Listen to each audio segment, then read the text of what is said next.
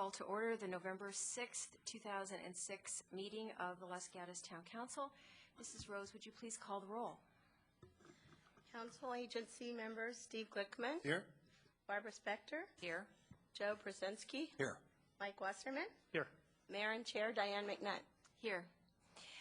As you know, at each council meeting, we have a program called Future Leaders, where we invite some of the young people in our community who have already shown they have leadership ability to come and help us do the Pledge of Allegiance. And tonight we have two young ladies from CT English Middle School's Cheetah Club. So I'm going to ask Jillian Mann and McKenna Lee Liston to come up and help us. If the rest of us would please stand.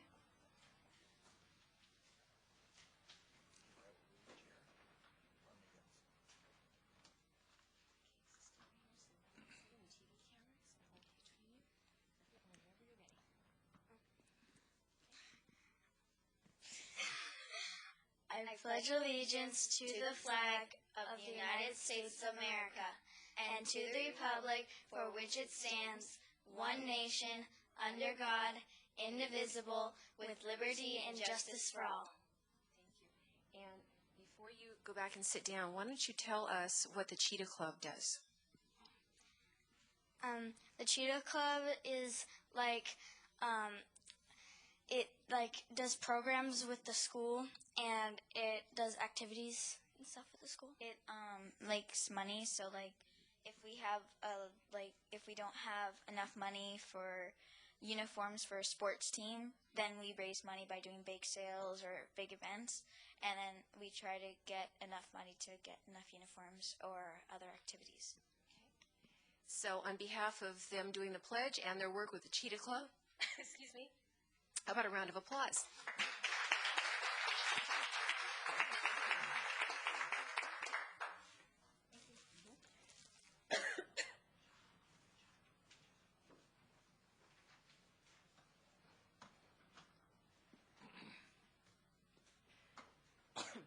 Mr. Korb, do we have a closed session report?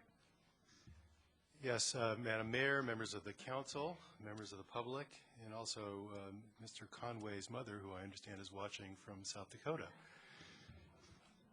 Council did have a closed session scheduled tonight, but that closed session was canceled after the agenda was posted, so the closed session was not held, and that concludes my report.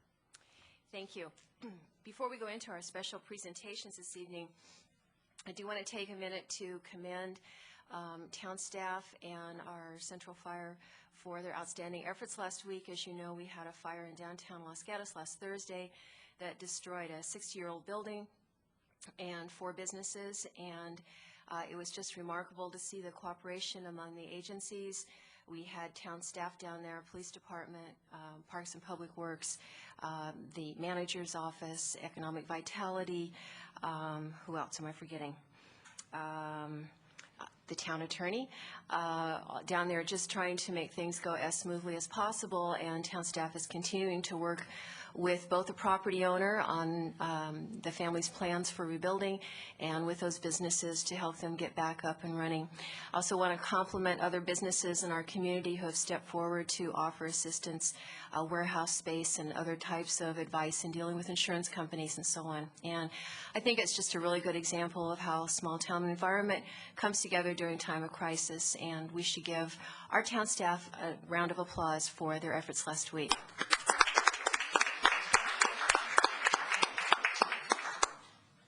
We do have a special presentation this evening for Mr. Conway. He's going to be the star of the show here tonight, so you want to come on up?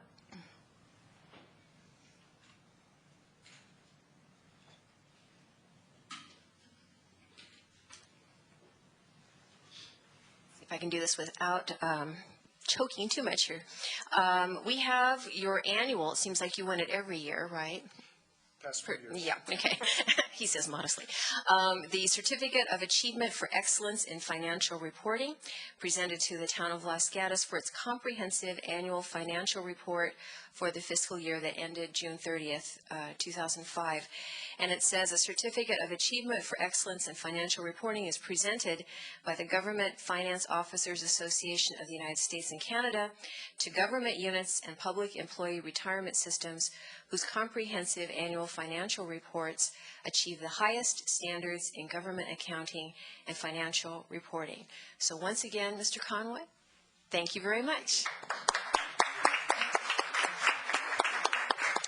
Thank you very much, Mayor McNutt. It's a big honor for us to accept this award, and it's a team effort in the finance department and the manager's office and a lot of city departments all contribute to make this annual report the best document we can provide to the public in terms of financial accountability. So thank you.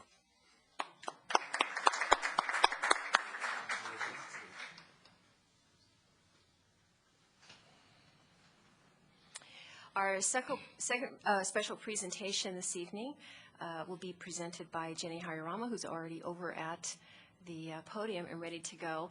And this is an exciting, I think everyone's going to think, a new feature to our town website. So Jenny's going to introduce it and run us through it very briefly. Barring any technical difficulties, of course. My Windows is shutting down, but I would like to say that I'm pleased to announce that the community now has access to council meetings via the web virtually any time of day. And so in a few moments, I'd like to take this opportunity to demonstrate a few of the features. I'm just waiting for the computer, which decided to boot down, to boot back up. Certainly. Computers have a schedule of their own.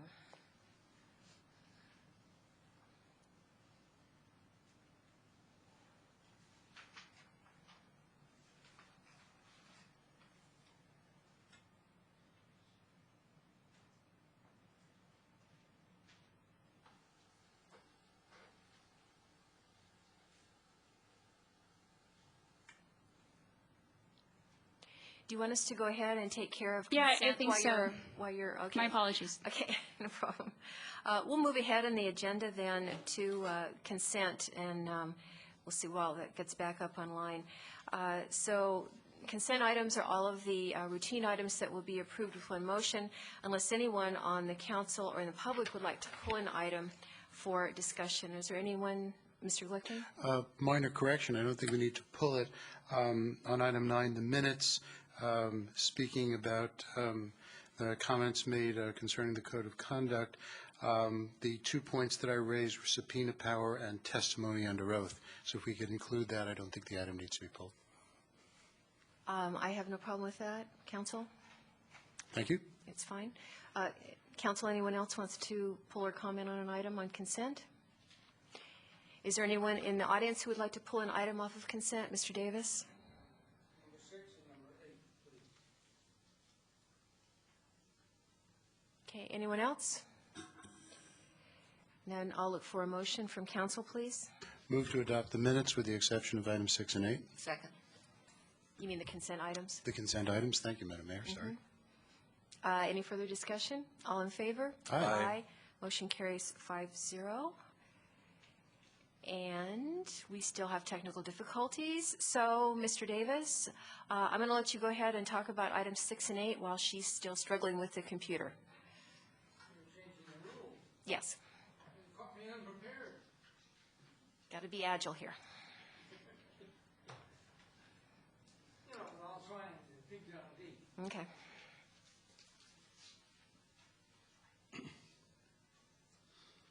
Well, number 1, I want to speak about number 6 and Blossom Hill construction of the missing sidewalks for the school kids. Isn't it fantastic after all these months that suddenly it's on the docket? What I'm so enthused about, you know, we didn't keep to the timetable from the engineering department, which was the end of the year, end of the fiscal year, you know, next spring. That was washed out, marvelously so. There must have been something, you know, an epiphany. Lights went on. The kids are in danger.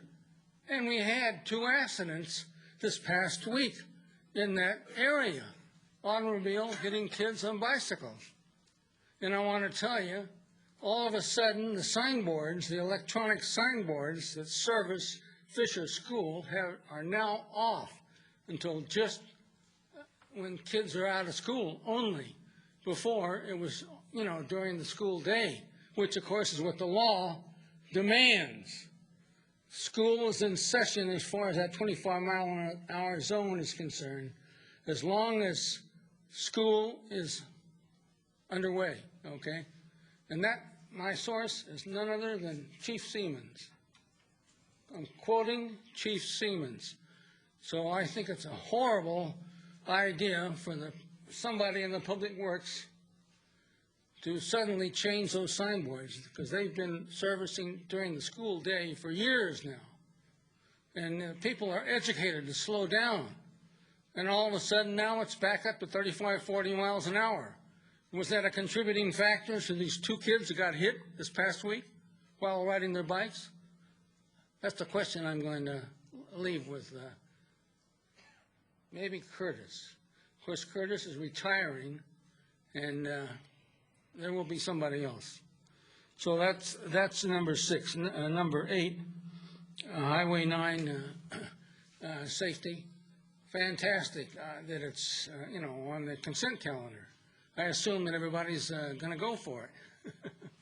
So it's basically an oversight committee, because we had a description from Curtis just the last meeting that the first $1 million of our precious $2 million was going to be spent on striping and the roads, okay? $1 million.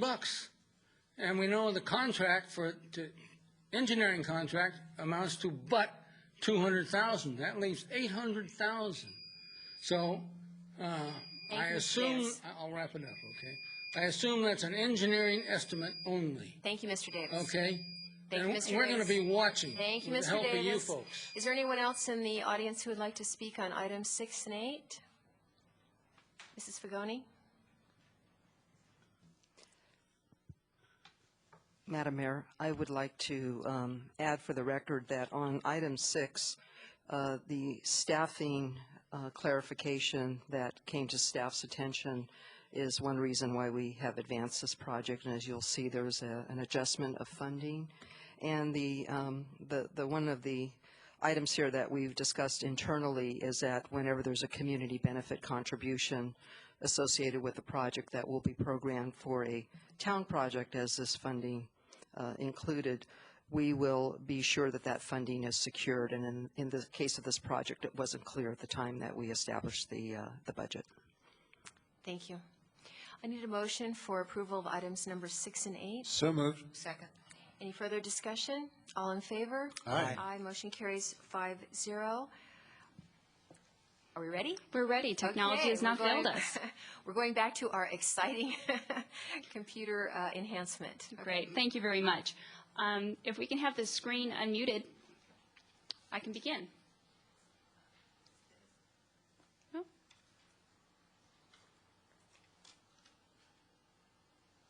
Go ahead. Can you try it again?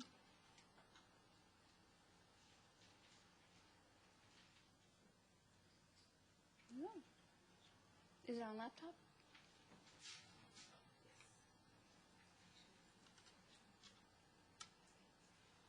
Mm-hmm.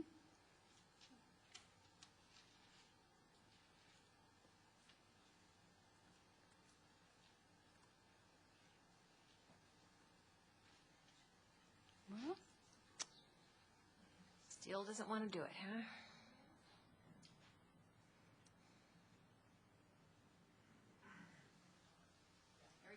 Yay! okay. In order to view the streaming, what one would need to do is go from the live and archive medium videos, which is located on your left-hand side navigation. So we'll go ahead and click on that, and we arrive at our streaming page. And the top of the page really discusses all the system requirements and all of the software that you need in order to view this, which is Microsoft Media Player. For those that are wanting to watch the current event right now, they would go to the upcoming events, which is listed here, and they would click on View Event, or they could view the agenda. But we'll go ahead and click on View Event.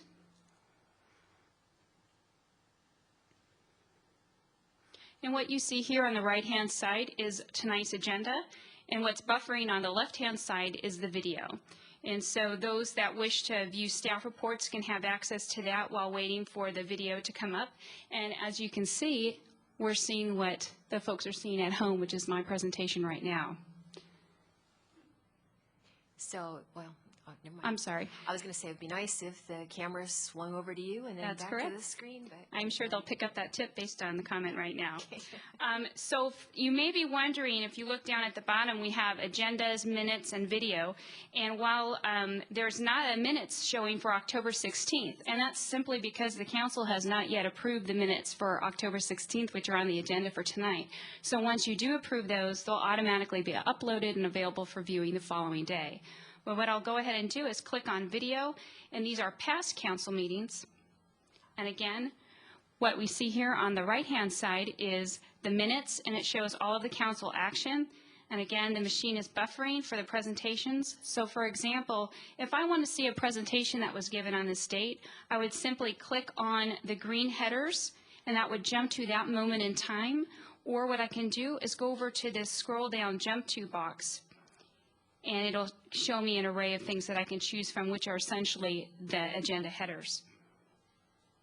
And everybody's buffering time is different. It really depends on how fast your server operates. But here we are at the meeting.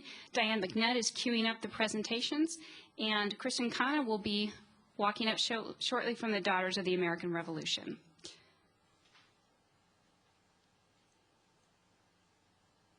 And then lastly, what I'd like to show, and this is a really unique part of the service, is that for those that are looking for something specific, can go ahead and do a keyword search. So for instance, if I decide to type in Los Gatos prepared, and I click search, what will happen is it will search for everything that says Los Gatos prepared, and the word prepared. So if I decide I would like to see the staff report and the staff presentation, it takes me to, again, that moment in time. And while I'm waiting, I can scroll down and look for that item on the agenda, which is item number 6. And we can see all of the council discussion, of course, at the meeting. And there is Diane McNutt ready to introduce Sergeant Carrie Harris, who will be giving the presentation. And here is the staff report on the right-hand side, if you wish to view that.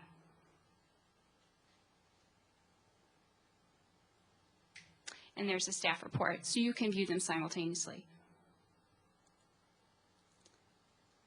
And that concludes the presentation. Do you have any questions?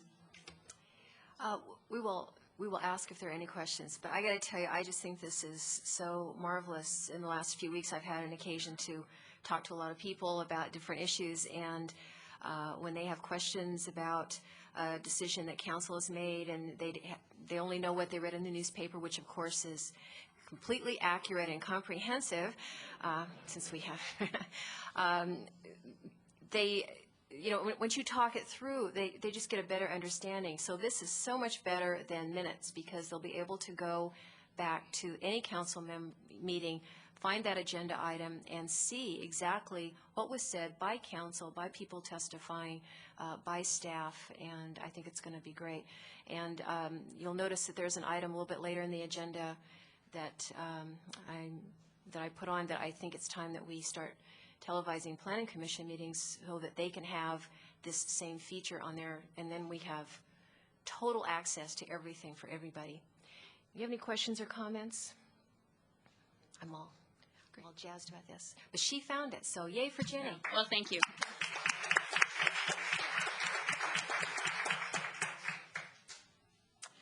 Okay, moving on the agenda, we're up to verbal communication, and this is a time for anyone who'd like to speak on anything not on this evening's agenda.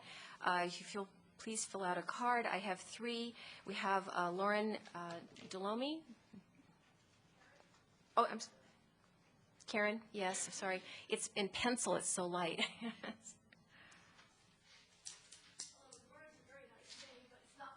Yeah.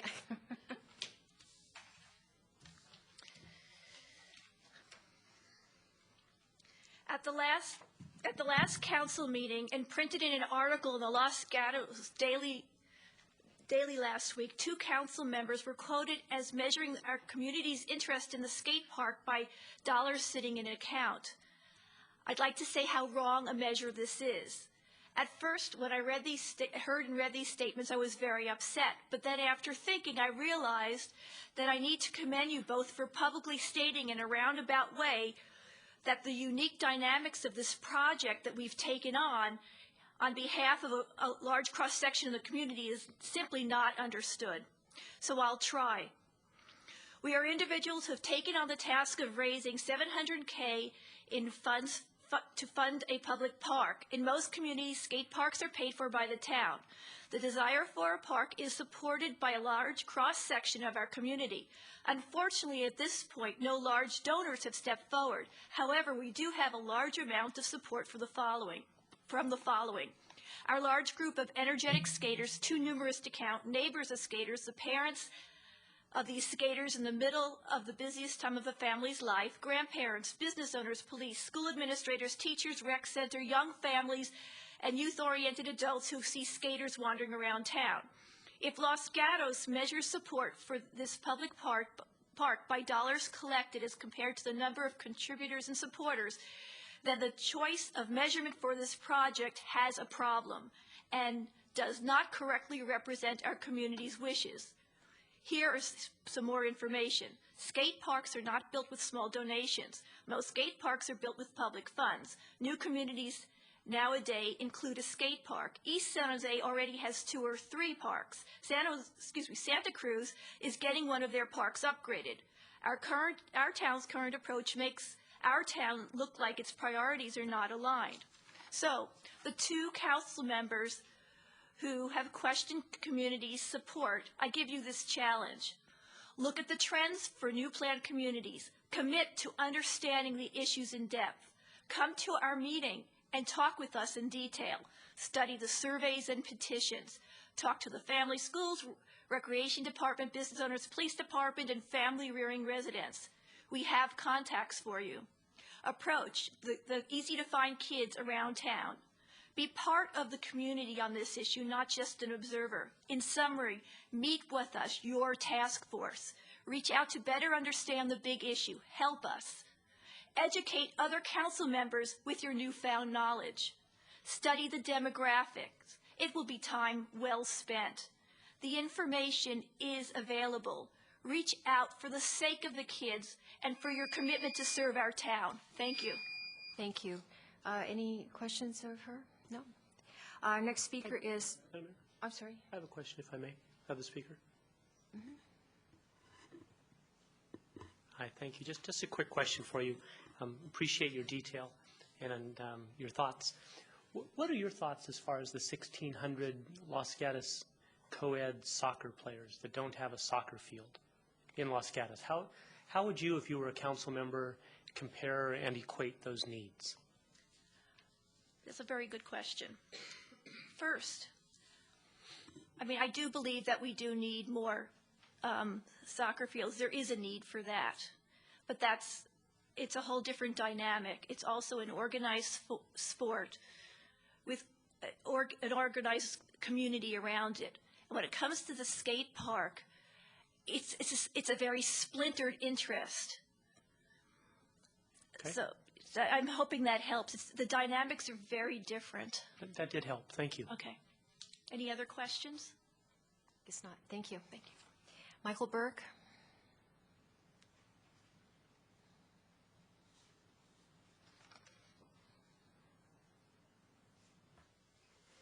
Thank you. As most of you know, or some of you know, I've made in the last 12 months a real effort to minimize my footprint on this planet as far as impacts. And one of the things I've done is I've left the car at home. Almost every day I ride my bike to the light rail in Campbell and commute to work that way.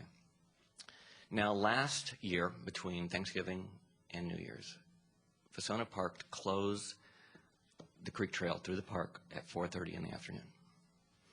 Now, one of the reasons I'm able to commute by bike and light rail is because we have a really nice trail system, and you stay off the roads. We have a very unique Los Gatos Boulevard that, as I think a former mayor called it, has invisible bike lanes on it because the car dealers didn't want real bike lanes. But we have Fantasies in Light coming up again, which is the reason they would close the trail at 4:30, so that they could turn the lights on with nobody sneaking a free peek, I assume. 4:30 in the afternoon in December is probably the worst and most unsafe time to be on your bicycle. The sun's setting in the driver's eyes. It's dark enough where the light's not good, but people haven't flipped on their headlights, so your reflective clothing does you absolutely no good. The county hasn't published what their plans are for this year. But if it's anything like last year, the week before they close the trail for 5 weeks, they'll put the sign up saying we're closing the trail before it's time to really do anything about it. So I thought maybe as a preemptive strike, if the commission or if the council has an interest, that they would put something on their agenda during council meeting or matters for next meeting and say, hey, should the Los Gatos Town Council take a position on closing a very important trail in our town at 4:30 in the afternoon for 5 weeks? It's a matter of public safety, or at least my safety, personally. If you've ever been out in Vasona when the sun's getting ready to set, it's beautiful, and it is packed with people walking the trail. And those people are pretty much put out in the street, all for, I guess, a special interest group to raise money with their lights and to turn our county park into an amusement park. I know the county park, not your park, but I would think that some voice from the town where the park actually exists would be good on this. I've tried to contact the county, haven't heard back yet, but I'm still following that avenue. Thank you.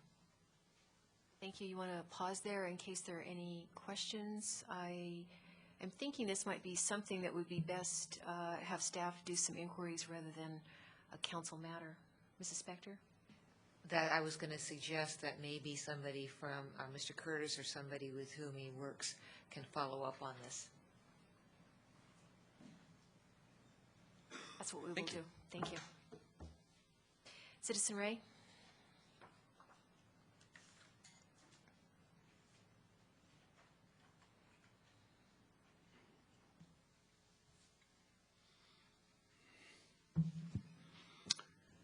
Good evening. Oh, yes, Mr. Schlickman, Glickman, Sleesman. Forgive me, Mr. So-and-so. I won't have time to address your question about your name tonight. It'll have to be put off again. Next. Time to take off my hat. I want to speak to you as the present governor of California. I'm down here tonight to ask you to vote for me. If I am reelected, there will be no self-serving, no hidden agendas. I will do nothing but continue to serve you, the people, particularly the people of Los Gatos. Here I am. Citizen Ray again. I don't know who you like better. Can't tell. Nobody's smiling. I want to tell you that it's a privilege tonight to be here to address the council, except for Mr. Schlickman. You've got 3 incumbents running for re-election. People that have, in my opinion, have done yeoman service the past 4 years, okay? They have done exactly what they said they would do, and that's serve the people.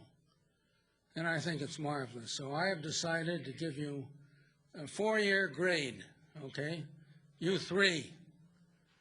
B+,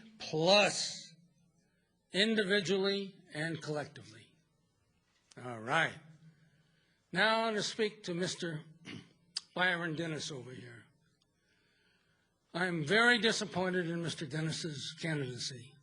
I've read all his literature, and all he seems to want to talk about is the real estate business, and what he's done for himself.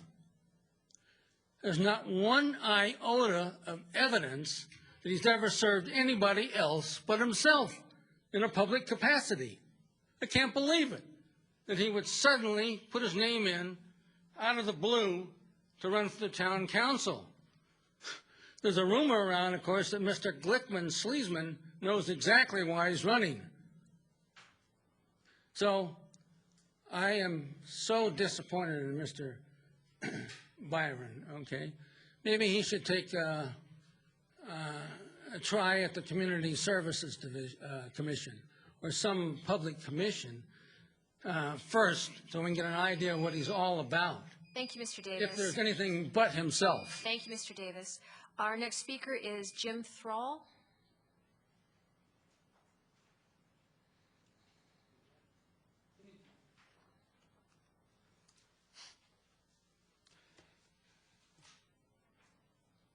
Sometimes in a wine tasting or something along those lines, you need something to clean the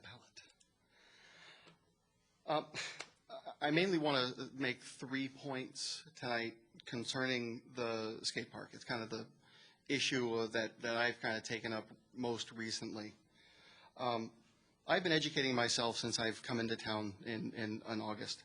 And what I've found is that this is one of the first projects that I can recall that, well, in the research that I've done on skate parks, where it appears that the effort began as a municipal project and kind of turned into a private project by some odd mechanism.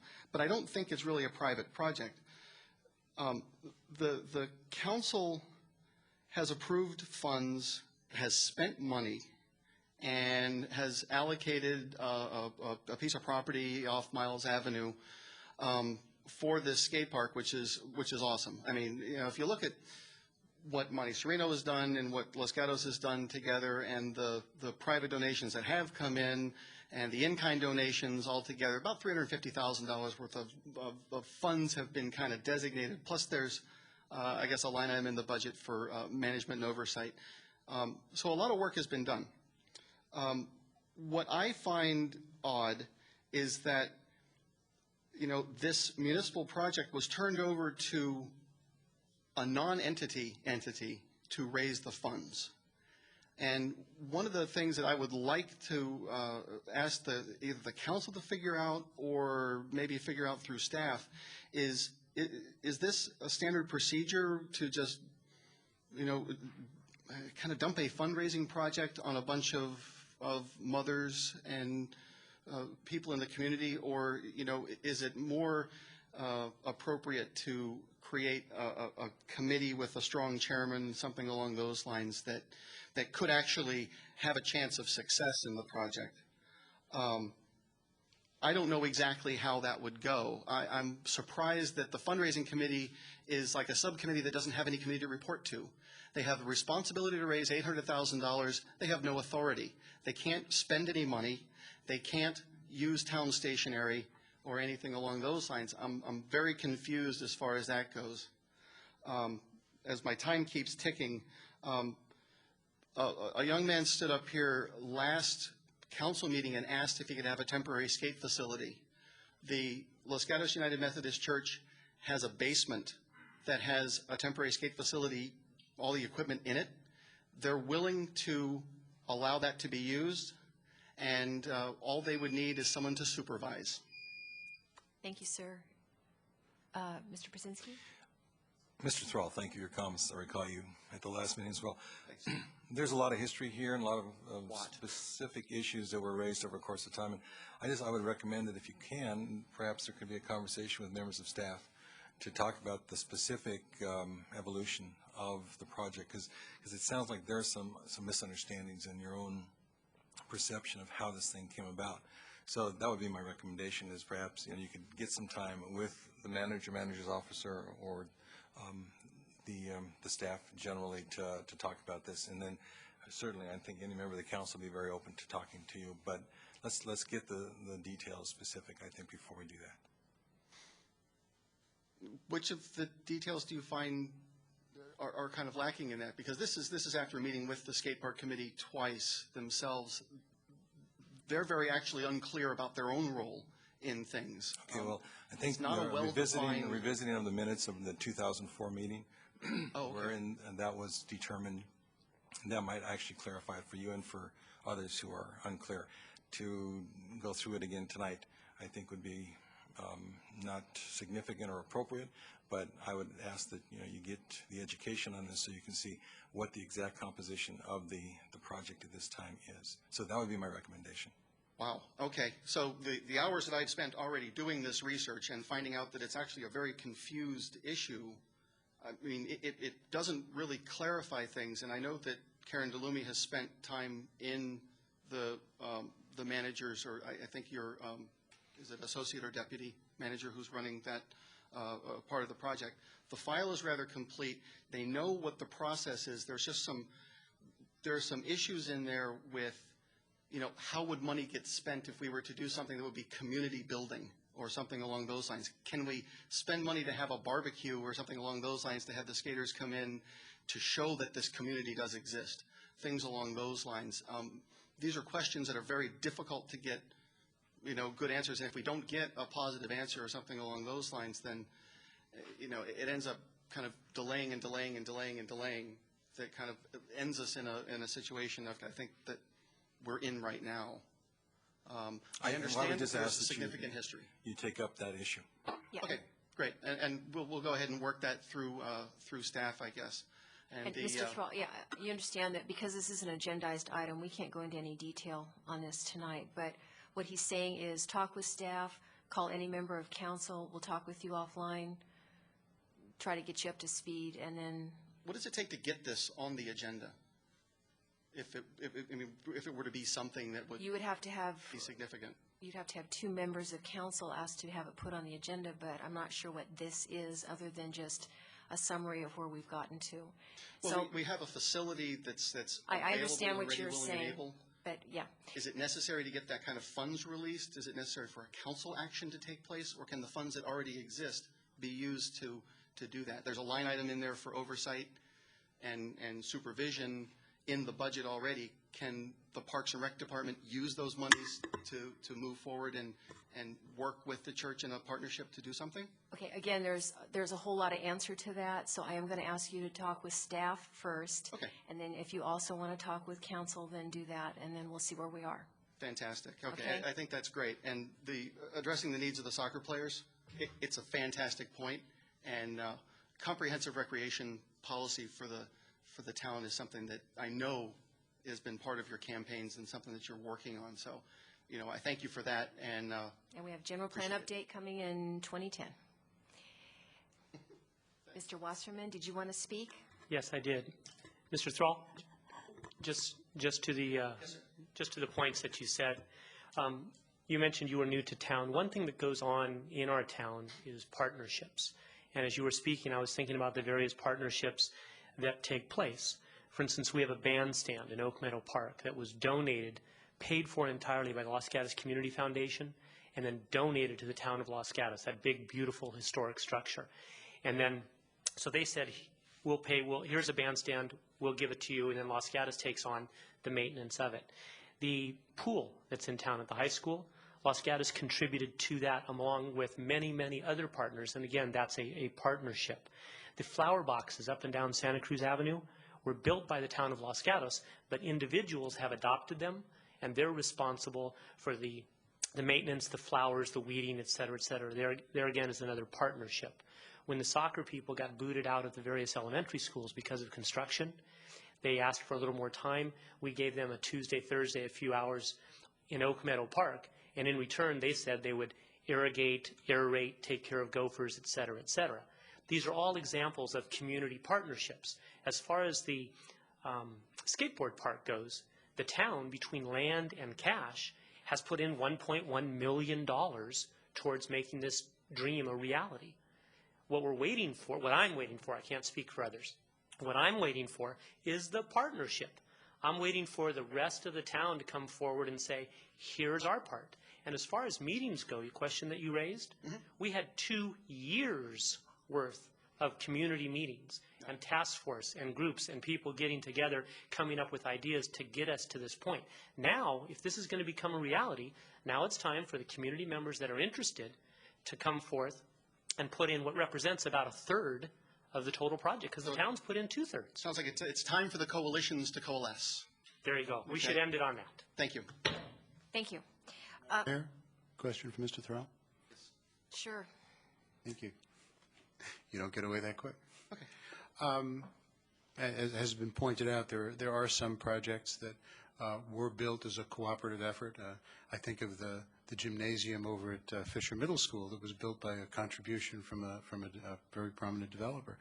And we're very grateful for those things. But to your knowledge, when other communities specifically have undertaken skate park projects, and I'm thinking of some of the ones that Mr. Lumi mentioned, to your knowledge, have those been publicly funded, or did those have to wait for wealthy private individuals to come forward and decide whether they'd be built or not? From the research that I've done and the research that Karen has done and a few other people on the park committee, we have not found any municipal skate parks operated on a non-for-profit basis that have been privately funded and donated to the city. It normally has started as a movement from the grassroots, moved into the municipal sphere, and remained there and become a municipal project throughout the entire rest of the life cycle of that project. And the area of confusion that I have is it seems to have gone private again. If it's gone quasi-governmental, it's very unclear, even to the members of the committee themselves, as to what their authority is. They know that their responsibility is to raise $800,000. They don't happen to have that in their personal bank accounts and can't make that happen. I know they're trying different things, but it seems to have fallen on a group of people who are intelligent, strong, well-meaning, but not qualified for that particular type of project. That's what strikes me as unusual in the research that I've done in the time that I've been kind of looking at things. And one of the things that I've been thinking about doing is actually working to create that type of coalition of interests around the town to kind of build that. And actually, one of the things I was looking at is the Community Unity Project. This actually, the skate park would actually not be a bad Community Unity Project, because that would be the type of thing, the type of umbrella organization or entity that could bring the other parts together in a way that the current structure does not allow. And that's something that I'd like to look at. Thank you very much. Thank you, Madam Mayor. Thank you. Thanks. Christine Curry.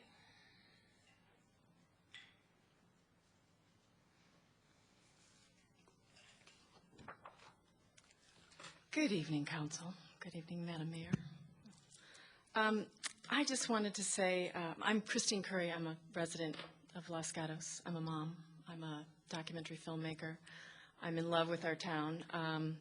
My life may not be that glamorous. I carry cheese sticks and crayons in my purse, but I am passionate about a couple of things, and one of them is the local politics and keeping our beautiful little world here in the town of Los Gatos beautiful and green. So that's why I'm here. I'm compelled to speak with you tonight about that, because the elections are tomorrow. It's a big deal. I know it takes a bit of effort on all of our part to kind of keep on top of it, and I know that more than most people because I've got little kids and dogs and a chicken, and I got a lot on my agenda. But it's important tonight to talk to those who are on the same boat as I, who don't have the bandwidth. And the council depends upon leadership. And I want to talk about the countless numbers of service that you all have given to us. In case you didn't know, the California Real Estate PAC has a real favorite in their pocket this election for tomorrow. And his name is Dennis Byron, and he is here as an interesting guy on behalf of the realtors and the builders and the mortgage lenders. And I found it very interesting because when I did a little homework about his background, there wasn't really too much about his involvement in the community. And I know you all have done countless hours. I mean, heads and above, just an amazing amount of time spent. So I thought, well, I'd look into this and see, where does this interest in politics come from? So I'll tell you where it comes from. I did a little homework today. It comes from PAC money. And I feel like that kind of money, when you get $4,000 from real estate PAC, that doesn't come without strings. I'm guessing. I mean, I don't know. I don't know anything about the investment world or real estate, but I do know that, if people give you that kind of cash, they're probably looking for something in return. So I was curious, somebody who is outspending the incumbents 3-1. That's a big number, 3-1. I thought, what gives here? I mean, somebody who's running for council doesn't have an agenda, but I think maybe does have an agenda. This person has an email address of Lord Byron. Geez, that's kind of scary. And then his picture is taken in front of our lovely town council sign. That seems presumptuous. So I just wanted to say, make sure tomorrow when you're filling out your ballot, you're looking to the incumbents. These are people who do not have a self-serving attitude. These are people who have our town's best interest at heart.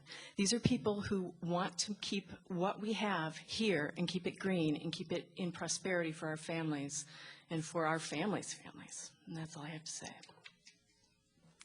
Thank you. No questions for you. That was the last card that I had. Is there anyone else who wishes to speak this evening under verbal communication? Seeing none, then we'll move on the agenda to item number 10. Mr. Conway. This is a fiscal year 2006-07 first quarter budget performance and status report for the period July 1st through September 30th. And we get a PowerPoint presentation? A dazzling PowerPoint presentation? Okay. Good evening, Mayor McNutt and members of the council, members of the public. I'm very pleased to be here tonight. I'd like to beg everyone's indulgence to say hello to my mother and father who are hopefully watching. My father's birthday he'll be 78 on Thursday, so happy birthday, Dad. And they're watching from the snow blizzard country of South Dakota, so we're enjoying a nice balmy 70-degree day here in California. Sorry about that, Mom and Dad, but hopefully I thank everyone's indulgence. Tonight, I'm very happy to present to you our update of the last fiscal year as we've closed our books for fiscal year 05-06, and a little glimpse into the current fiscal year. I know it's very, very early in the fiscal year. We only have 3 months behind us, but I'd like to report this fiscal year's financial results as we know them and talk a little bit about the future. The prior fiscal year, as I mentioned, we have finalized the closing balances and entries for that fiscal year, and I'm pleased to let the council know that we, in the general fund, experienced a $5.8 million revenue over expenditure result, which was very favorable for the town. It's a little misleading in that that's nearly half of that, $2.4 million of that, was a one-time sale of our sewer asset systems to the West Valley Sanitation District, but nonetheless that did happen last December in 2005. We had $1 million in budget savings for the year, which was a result of a town-wide effort to control costs, which I'm very pleased to announce was materialized in $1 million savings against the authorized budget. We also had significant sales tax that exceeded our mid-year estimates. We thought we were being fairly optimistic last year, and due to the wonderful performance of one of our favorite companies, Netflix, our sales tax estimates were low, and they exceeded our mid-year estimates by $855,000. So that was a very favorable development. We were also brought in $315,000 of planning and building permit revenue in our community development department. That revenue has been earmarked and set aside for future planning work. We take in revenue near the end of the fiscal year for work, some of the larger projects that work will be performed in following years. So we really, even though that's in our fund balance, we've earmarked that for future work in community development. The investment earnings came in substantially higher as a result of the sale of sewer assets. We had more money and we had expenditure savings. And the bottom line is we ended up with more cash in our treasury than we had forecast, and the interest rates were rising. We had a period of slow rise in interest rates, so we came in $256,000 above in interest.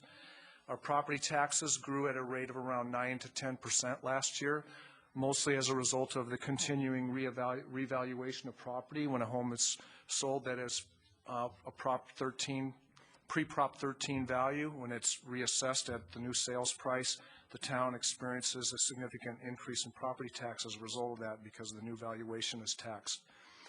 And I'm pleased to say that we had an internal audit, and we have recovered $150,000 on an error on our formula for trash collection.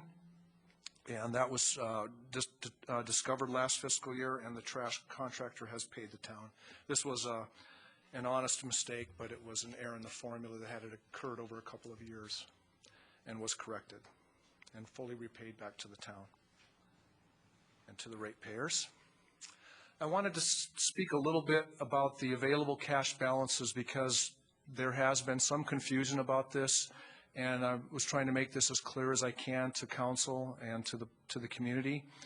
Our treasurer's report, if you went to our September 30th treasurer's report, it would, if you looked at the invested treasurer cash, you'd see that there's approximately $60.5 million of total cash held in the town's investment portfolio. And that's at a point in time. And at that point in time, $9.8 million of that is due in accounts payable or liabilities due to pay out. So there's invoices and various work performed that the town has to pay out. So what I'm trying to show here is that the $60 million, after you take the accounts payable and liabilities that are due, the debt service payments and those sort of things away, we have net cash balances of about $50.7 million. And this slide this is just so we can see where that money is located. We've got 16.9 of it as a restricted reserve or designated reserve in the general fund. 10.8 million is in fund balances of the internal service funds, which are money set aside for specified purposes such as insurance, general liability, equipment replacement. They each have their own special function. We have 12.2 million total balances in our redevelopment agency. A big chunk of that is for the housing fund, money set aside for low and moderate housing. We have 8.3 million in the capital projects funds. That is consists of the town's GFAR program, which is our money that we set aside for our capital improvement plan. And it also includes balances for our storm drain funds, our construction tax fund, and a few other miscellaneous smaller capital projects funds. But the principal piece of that is our GFAR program. The special revenue funds are another $1.8 million, and those are all money set aside for specified purposes. An example being we have a solid waste fund where there's solid waste fees are collected and spent for the solid waste program. In that fund, we have the community development block grant fund for housing and loans and that sort of thing. Those funds are all for specified purposes and are set aside for those purposes. And we have a small amount of trust and agency funds. Half of that amount is for the library trust funds where there have been bequeaths to the town to be used for children's materials and that sort of thing. But that gives us a good recap of our total cash balances off our treasurer's report. And that sets the stage to talk. So when we as staff refer to reserves, we're really speaking to our general fund reserve balances. And this one's a little hard to see on your screen, so I would suggest maybe you look at the PowerPoint handout I have here. And I apologize to you people in the audience here. It is a little hard to read that. But what I will tell you is that the first subcategory that you can see above is this is our total general fund balances, which consisted July 1 of 2006 of about $18.1 million. 2.2 million of that balance is in our restricted reserves. And restricted reserves are money that money in the general fund that is restricted for either legally restricted or restricted by accounting principles that in effect can't be touched. So of that 18.1, we have 2.2 that is restricted, and that's detailed. The biggest amount of that is the advance that the town made to the redevelopment agency for it's a loan receivable of $1.5 million that the agency will eventually repay the town. The designated reserves is the next category, and that would subtotal, if you could read that, to $15.9 million, and I will go through some of those. Those are reserves set aside and designated by town council policy. They consist at July 1 per town council policy of $4.1 million in the future capital and special projects reserve. There's approximately $4 million now in the revenue stabilization reserve. We have an economic uncertainty reserve of $3.6 million. We have the sewer asset proceeds reserved at $2.4 million. and various other smaller reserves, including open space of $562,000 and down the line. Those all were designated by town council policy, and they total to $15.9 million. In the staff report, you can see on page 5 they are broken out and explained there on the staff report on page 5 for your reference. This is our 7-year general fund total fund balances history. You can see that after 2000, 2001, our general fund balance has been, and those were post 9/11 budget years that were very challenging for the town, and we were able to maintain our general fund reserves through some pretty tough economic times. And we are seeing a trend now where we had a substantial increase last fiscal year. I once again remind ourselves that 2.4 of that 18, the new total is 18.1 million. 2.2 of that 18 is restricted reserves, and another 2.4 million is the reserve for sewer assets for the sale. So it's you see a huge growth, but half of that growth was from the one-time sale. But still very pleased about our fund balance. The health of our general fund is a very positive development. Looking at the first quarter budget performance for this year, we are pleased to say that we always talk about our state budget. Every year the state passes a budget in Sacramento, and it does have effects with the local government. This year is no different, and I'm pleased to say that we ended our last fiscal year was the end of a 2-year one-time property tax take from the state. So our $490,000 of Los Gatos residents' property tax was restored to the town and is budgeted this year for services. Other items that were favorable to the town as a result of the current state budget were a $215,000 repayment of Prop 42 transportation funds that were borrowed by the state to solve their fiscal crisis and were paid back to the town with interest and can be used for local road projects. This was money that the town did not expect to receive, and it's a very positive development, and we can use it in our capital improvement plan for local road projects. We also received state-mandated cost reimbursements of $83,000, which was legislated and we did not expect. Our booking fee reimbursements for fees we pay to the county for the local jail service, there have been restored. We don't know the level of funding yet, but I expect I'll have that by mid-year. But we do know that there will be reimbursements available. And we've also preserved this COPS grant, which was in question last spring. That's $100,000 for the town, and Montesrino has designated their $100,000 to the Los Gatos Montesrino Police Department. So that $200,000 of funding for our public safety function has been preserved. Looking at our current situation this fiscal year, once again, if you would look at in your staff report, we have charts and graphs of all of our key revenues, and you'll see that they're all performing as we had hoped they would. We met with our sales tax consultant who looks at all of our detailed portfolio and tells us that if our trends continue, I expect we'll be back at mid-year. We may be able to increase our sales tax estimate for this year, which is a very positive thing since the town, in your staff report, I mentioned a couple of times that we were down 2 of our top 10 auto dealerships closed last fiscal year. And had it not been for Netflix's strong performance, we probably would be budgeting a lower sales tax number. So that's a very positive thing, and hopefully that will continue.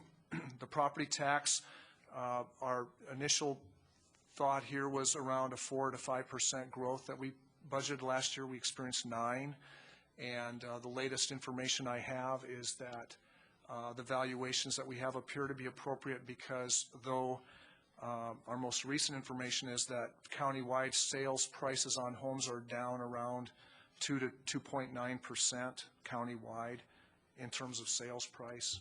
There has been some there's been more of a buyer's market in the recent months because of interest rate rises and that sort of thing.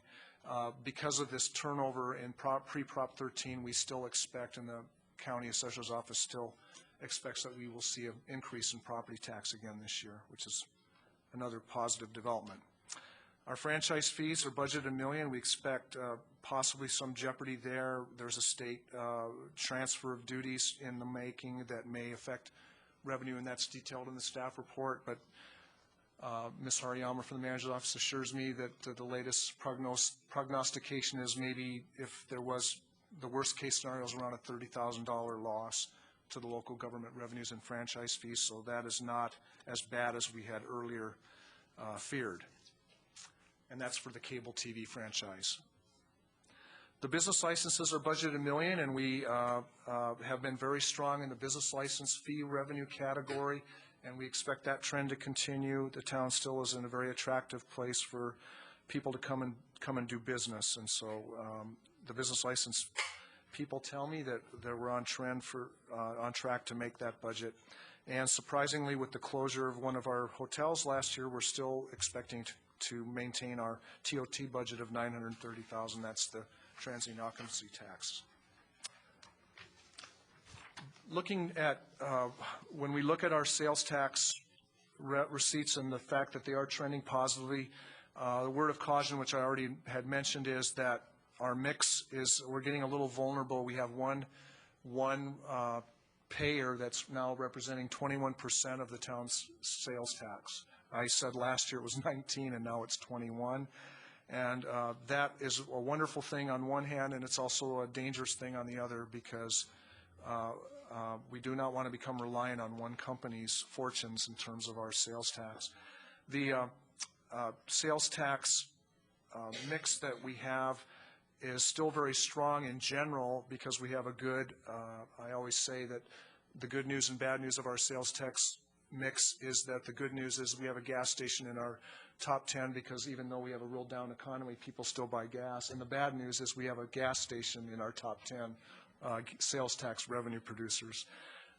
When I say that, it just means we have a very broad and diverse mix. If we took our internet company out of this mix, we would show a real broad mix, but we would definitely be missing some revenue.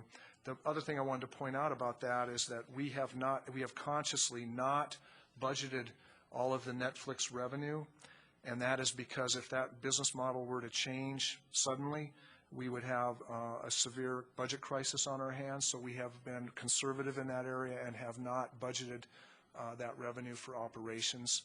We have been conservative with that forecast, and then if there's any excess at year end, it can flow into our capital program. Our growth, most recent information we have is around 8.8%, which is the exact same growth as countywide, which is for the same period was around 8.8. So we're tracking along with our other cities in the county. But that varies widely. We've had Milpitas for the same reporting period up 23%, and an example, Mountain View in the same reporting period, because of their high-tech sector, was down actually 2.8%. And the San Francisco Bay Area as a whole was up 5.8. So we beat the San Francisco Bay Area, and we're behind some cities, but we're right. I would say you can see that since we're 8.8, that's the county average. We're right in with the rest of the county, which is a good thing. We could face some additional state takes in the budget. In 08-09, the Prop 1A does allow for the state to take back some additional property tax like they've done in the past. That always remains a vulnerability. The VLF and sales tax, property tax swaps are, the town currently receives property tax for taxes it used to receive for vehicle license fees and for sales tax. Those are always vulnerable. However, 1A does protect them somewhat. It would require a 2/3 majority vote by the state legislature to take that away again. And we're hoping that that 1A has secured that. Our COPS grant, it seems every year in the budget to be a conversation with the governor's office about whether that program will continue. So every year we do a lot of work to preserve that revenue, and I know the chief of our chief works hard with other chiefs to protect that revenue. We also have other state revenues, such as our booking fees and mandated costs, that every year seem to be a conversation in Sacramento about whether or not they can afford to continue that local funding. On the expenditure side, I'm pleased to say that we're once again running, hopefully we'll maintain a trend. We're below at the 25% of the year benchmark. We've spent less than that. we're at around, I'd have to look again, I think it was 20, excuse me, while I look that up, 22%, I believe, or 23% expended. So we're running below, and hopefully that's where our $1 million savings occurred last year, and hopefully we'll repeat that. The issues that we expect coming up for the mid-year are that we'll review more, we'll have probably 5 or 6 months of financial data behind us. We'll take a look at what that's telling us. We'll have another update of our 5-year forecast, which in your staff report we had just done recently, and we'll have another fine-tuning of that and see where we stand. Right now, our 5-year forecast tells us that we have some more work to do because we do show our lines crossing in 9-10 where our operating revenues do not sustain our operating expenses for services. We'll have some reports on the viability of our new police department shift model and an assessment of our Parks and Public Works maintenance services that we provide to the community. We expect that that will be discussed at mid-year. In your staff report are some budget adjustments that we recommend at this first quarter. One is for on the expenditure side is to reimburse the general fund from the storm drain basin 2 for some emergency repairs that were some water ponding that was occurring as a result of some work done down on near the university and Santa Cruz, North Santa Cruz area.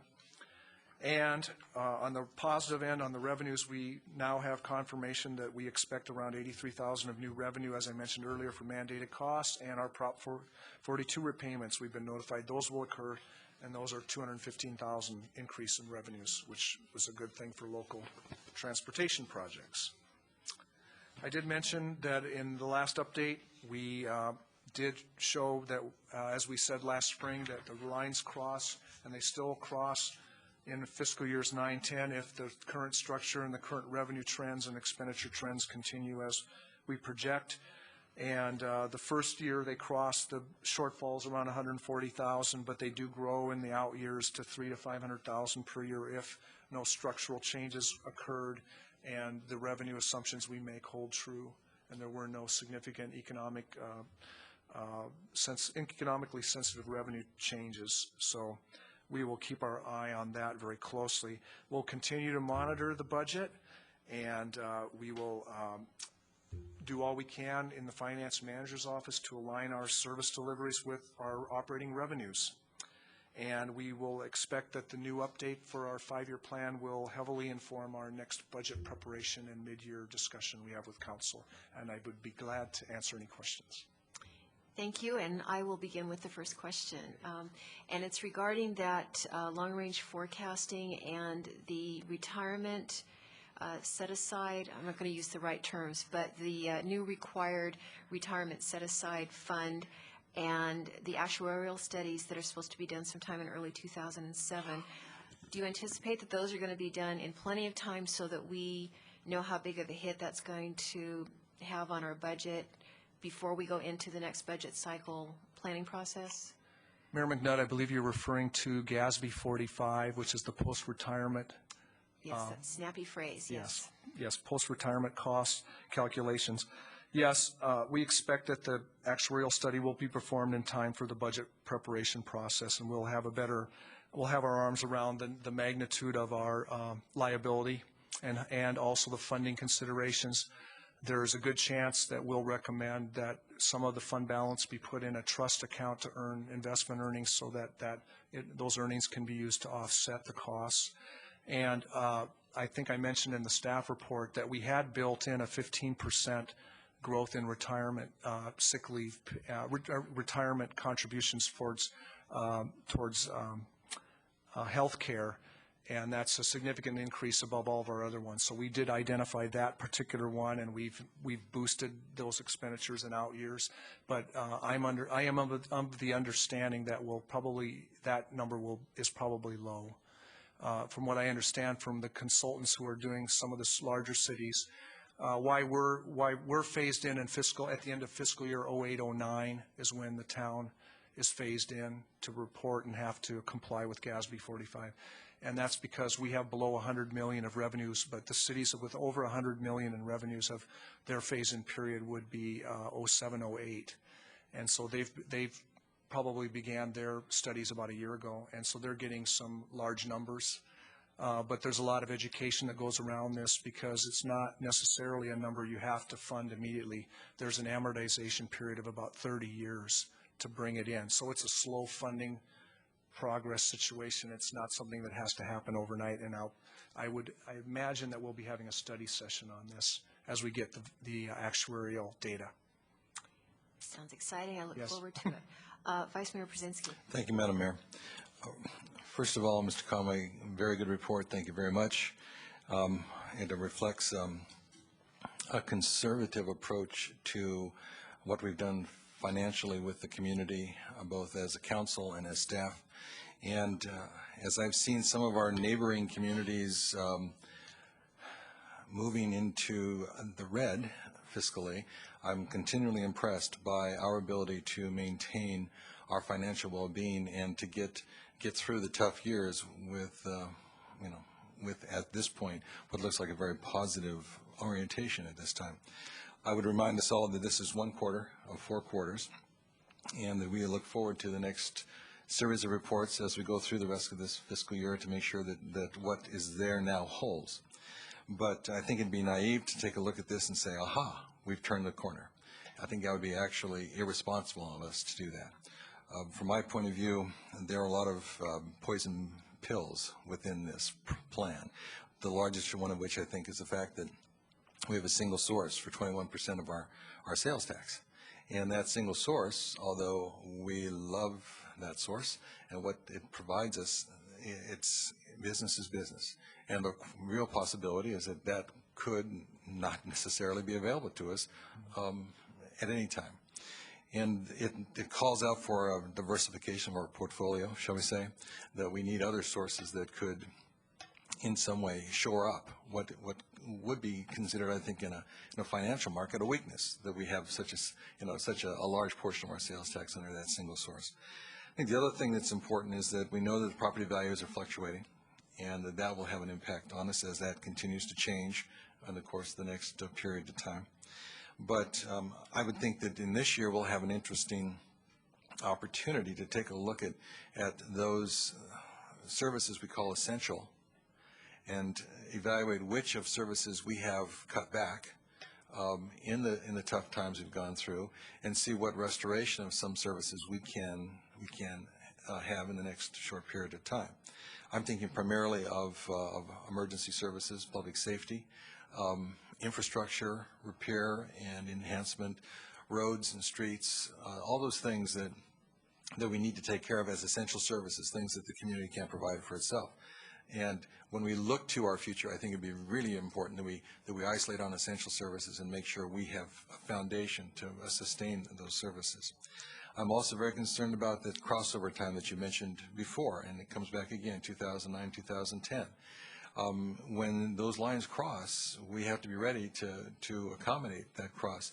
And so the upward trend does not look like it's a very long-lived trend, that we're looking at a changeover in just a couple of years. So for my purposes, it would be really essential that the council look very carefully at what this says, look at the continuing trends, continuing to reinforce those practices that we've engaged in for the last period of time under astute management, and maintain a conservative orientation to our fiscal health and well-being. I think that it's essential that we not do what some families do when all of a sudden there's a large check comes in from a source that was not expected, and we take everybody to Hawaii. And I think that that's the risk that people who are not fiscally thoughtful and professional can take. And we've seen it time and time again in other communities that surround us. So again, congratulations on a great report. Let's hope that these trends continue, and we keep our eye on the ball. Any other questions of staff before we open it to the public comment? Mr. Wasserman. Thank you, and I want to thank you, Mr. Conway, but I also want to thank your parents for doing such a fine job. Question I had for you, you mentioned to our viewers, and you whipped through it because it's terminology that you're used to, but not a lot of our viewers. When you say, for instance, you expect a projected shortfall in 9-10, and the estimated, and what you mean is 2009 and 2010, when you say as compared to 9-10 tonight. Yes, Okay. that's correct. 2009/10. Thank you. So back to that basic idea. When you said your estimations of income and expenses project a revenue shortfall to expenditures in 2009, 2010, I know that we're starting about a year ago, we started setting money aside in a general ledger account.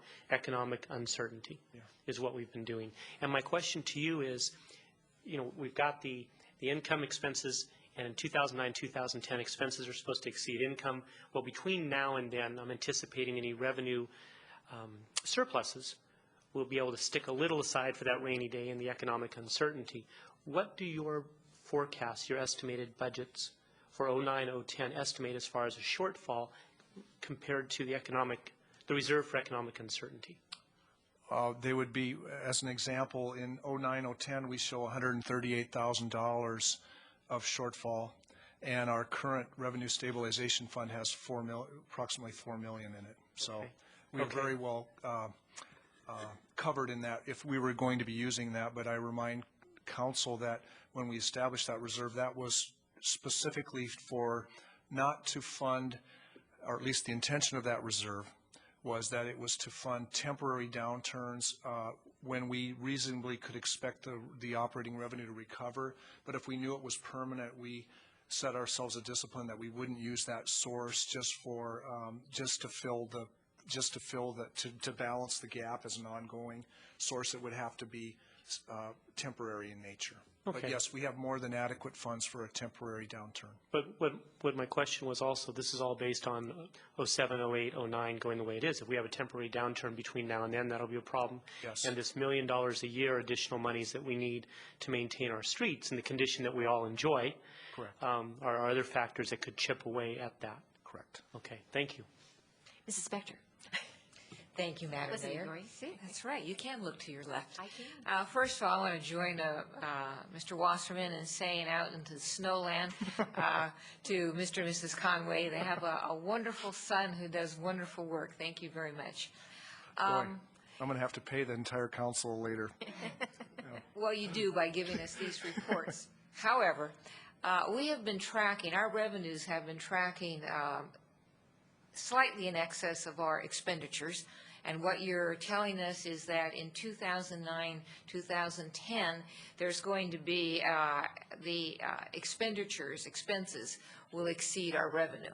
Now, that being the case, when you say that, you haven't yet factored in the employee retirement benefits that you're going to have to start accruing. Is that correct? We factored in a 15% increase above. We normally have around a 3 to 4% on most of our expenditure category increases, but for that particular one, to be conservative, last summer we factored in 15% increases for that one category. So we've already built that into the 5-year plan, but it may be more than that. The 15, what the point I was making, Councilmember Spector, was 15 may not be enough.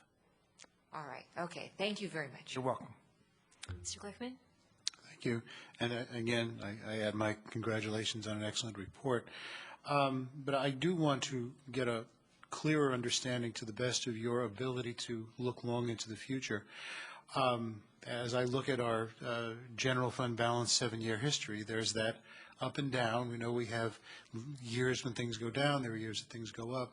And I had the great pleasure of being mayor in years when things went way down, and focused on whether we should look at this as a fluctuation and use our funding for what we usually call load leveling or balancing, or whether if we looked, as you're doing now, a bit into the future and said, it's not just that we're seeing a downturn in the future. We are seeing that we're going in a direction that's going to be troublesome, and it's not just a fluctuation.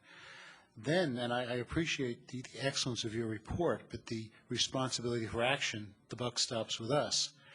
And if you're telling us that inevitably, or to the best of your ability to predict inevitably in the not-too-distant future, that we're headed into trouble with our spending versus expenditures versus revenues, it would seem to me the message that we take away from that is we start thinking now about restructuring, either in terms of expenditures, and I would also wish, as Mr. Brzezinski said, that we could go back to spending more, but that's not the message I'm hearing, or what strategies we'll use to increase revenue.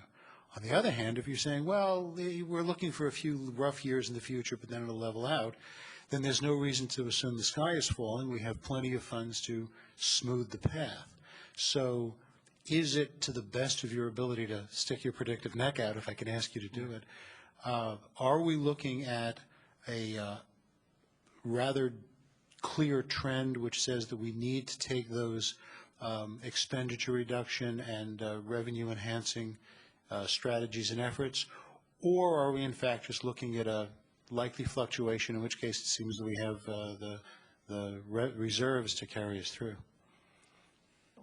Councilmember Glickman, to answer that question, my professional opinion is that one of the things that makes it very difficult to answer your question as realistically as I can is that one thing we can't always count on every year, year into year, is the budget savings that departments are able to extract out of an authorized budget. I was very surprised we extracted $1 million savings last year out of an authorized budget of around $27 million. We spent $26 million approximately. So we had $1 million savings.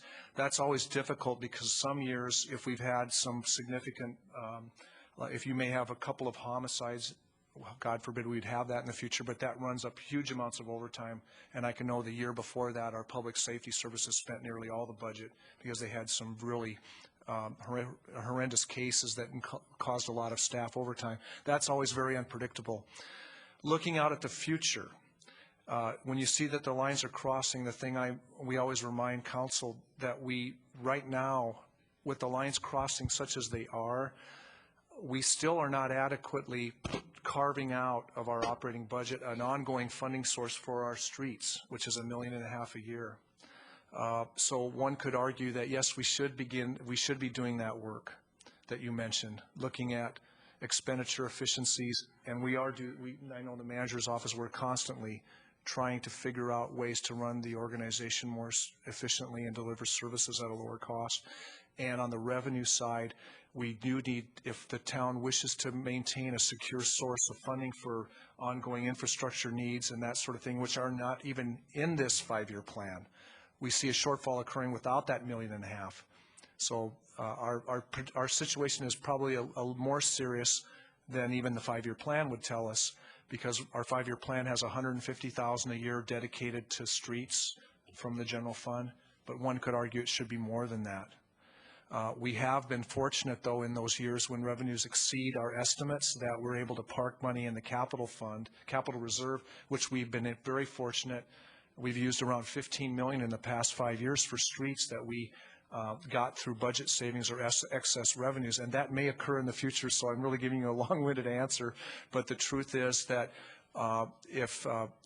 if we see experience like we've had in the past, we can expect some budget savings, which would mean the lines may not cross in 910, to be perfectly frank. You know, we may have some savings there, so we may delay ourselves out a few years.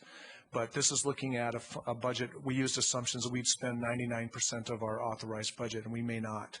So we're being a little conservative, but we do know that at some point in the future, if the current structure that we have in place doesn't change substantially, those lines will cross. And if I may follow up, what I heard, and I appreciate the thoroughness and clarity of the answer, was yes, that this is not just a few bumps in the future, that we have enough to ride out the bumps, but we are looking, I think you're challenging the council to come up with the systemic and rather permanent changes to either reduce our spending or increase our revenue, because, and we don't want to whipsaw the staff and say, well, we'll cut everybody and then we'll hire them back in good years. But I think what I hear you telling us is that we know we're going to have a problem. We better start addressing it now. I think the key advice or opinion that I would have is that we wouldn't want to do anything prematurely, because I couldn't have expected $1 million savings in our operating budget last year, and the staff has done a wonderful job in delivering service to the community and saving dollars all across this town in every department. And so I expect that that trend will continue, and if we see that we can go back and look at a couple of years of trends where we do not spend 99% of our budget, we spend something like 96%, we may find those lines being pushed out further and further. But I think it's always important to keep that in mind, that we do see some trends that are causing concern and that we need to plan for. Thank you. Thank you, Madam Mayor. Okay, let's see if anyone in the public wants to speak on this item. Seeing none, we're back to council. I believe we need a motion to accept the report and to authorize the budget adjustments So moved. recommended. Second. Is there any further discussion? My only one last little thing I want to put in is when we're talking about streets, don't forget the retaining walls, which I consider to be really crucial. Okay, so I will go ahead and call the question. All in favor? Aye. Aye. Motion carries. And we move along on the agenda to council matters. We have a very brief staff report, which isn't really a staff report, but just a summary of the idea, council, of beginning to televise and make available through our new webcasting feature on our site, planning commission meetings. This is something that we had talked about before, and council, staff has set aside some money in the budget so that we could start this next year, and would like to know what you think of this. I will look to my left. Mrs. Spector. Thank you very much for looking to your left. I had indicated several years ago that I would like the Planning Commission to be, at that point I said televised, because I think it's important to the residents to be able to see the working of our planning commissioners, because what they do is extremely important. So I think it is absolutely wonderful to put them on streaming video, because this will expedite their meetings becoming public. Mr. Glickman. Thank you very much for continuing to look in this direction. Certainly. And I will heartily second Councilwoman Spector's comments. I have also, for a number of years, primarily at our retreats, advocated that we broadcast our Planning Commission meetings. Our neighboring communities do it. We should do it as well. And I sincerely hope that the council will, at this time, because previously there was not enthusiasm for doing it. There was the majority of the council didn't want to do that. And I sincerely hope that we will follow the mayor's lead tonight and do this. It would have been a good idea. It continues to be a good idea, and I'm fully in support of it. Looking to my right, Vice Mayor Brzezinski. Madam Mayor, this could be a very short presentation on Ms. Haryaman's part if we continue this line of reasoning. Timing is everything. I think this is the right time for the ability of our community to fully understand the processes that we're engaged in and the complexity of those processes, and to be able to see the process continue from stage one to the conclusion and right on through the Planning Commission when those things get to council, that I think it will definitely educate the public in a much more congruent way as to what we're attempting here.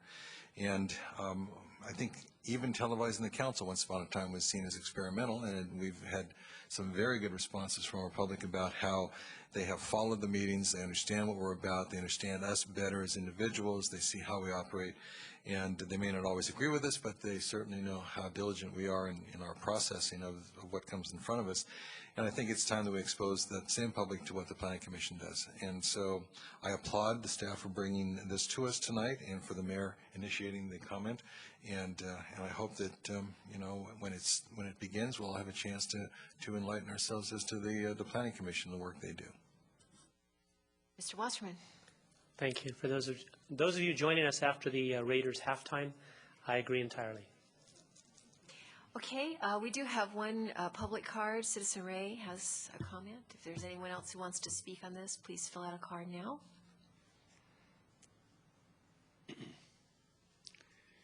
Yes, as a member of the public, I want to tell you I've been waiting lo these many years now, since the council has had TV for the Planning Commission to expose themselves.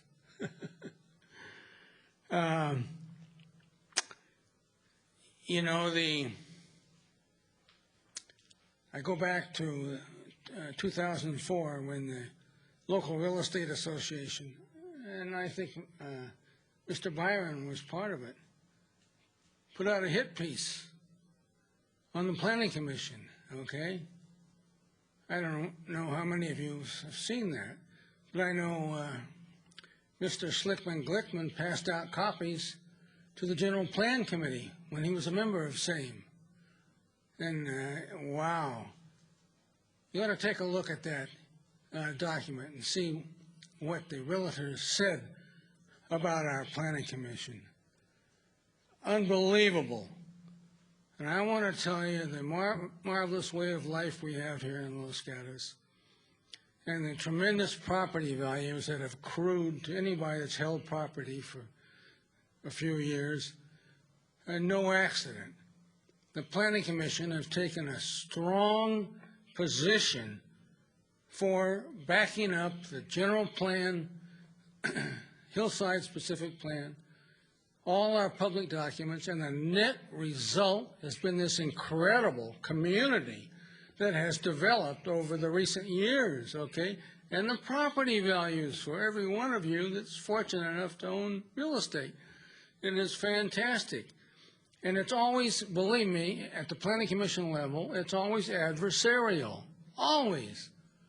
I mean, the people that want to develop show up with their architects and the realtor, and they're always punching the hell out of our public documents, and they want nobody to pay any attention to them. And the Planning Commission always says, no, we don't play that game. We're here to serve we the people. And they do. And what a marvelous way to put it on TV to let the whole community know exactly where the Planning Commission stands on development within the town, okay? It must always conform and be consistent with all the appropriate and applicable public documents. There's a wonderful heritage in this town. When I first got here 7 years ago, I almost quit coming to public meetings because the Planning Commission was so damn good, okay? Fantastic. So let's put them on TV. Thank you, Mr. Give them Davis. their day before the TV, okay? Thank you, Mr. Davis. Is there anyone else who wishes to speak on this item? Mr. Korb, do we need a motion on this or just consensus? We already have consensus. I think consensus would be appropriate given the title of the item. I believe staff will be bringing back some subsequent actions for council at another meeting. Yes, that's correct. Okay, that's nodding heads. Do we have anything else under council matters? Madam Mayor? Yes. It relates to the mention you made earlier, and I echo the compliments to all of our emergency services about the fire that we had. But during that, as part of the information that I heard passed around, and I want to make very, very clear that I don't know this is a fact, but there was some question raised about the adequacy of the sprinkler system in some of the buildings that were affected. And so I would ask staff to apprise us of whether our policies and requirements in the town in that particular area are adequate, especially as viewed by the fire services who had to respond. Okay, that sounds like something staff will have to get back to us We can get on. back to you on that, yes. Okay. Thank you very much. It was my intention to have staff get back to us on that. Thank you. Anything else under council matters? Manager matters? None this evening, thank you. We are adjourned.